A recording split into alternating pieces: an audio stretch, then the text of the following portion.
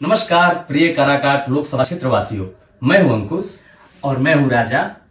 आप सबके चहेता, आप सबके प्रिय हमनी के बड़े भैया श्री पवन सिंह जी काराकाट लोकसभा क्षेत्र से बतौर निर्दलीय प्रत्याशी नामांकन भरे जा रहे बानी 9 तारीख के। बिल्कुल।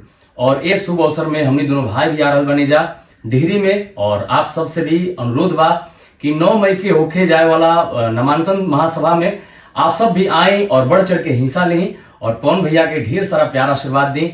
जय भोजपुरी, जय काराकाट। भोजपुरी का दोस्तों सुपर स्टार दोस्तों अंकुश और राजा दोनों दोस्तों लाइव आके बोल रहे हैं दोस्तों। पवन सिंह का दोस्तों नामांकन सभा है दोस्तों।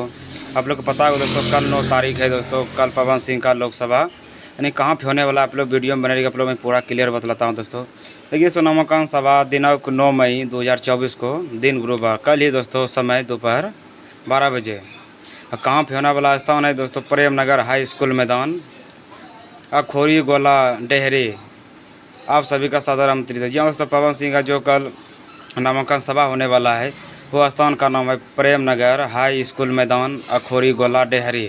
जी हाँ दोस्तों, आप लोग आना ना भूलिएगा। आप लोग जरूर उसको विजय दीजिए क्योंकि काराकाट का वो गली गली रोड सब वो बनाकर ही क्लियर मानेंगे।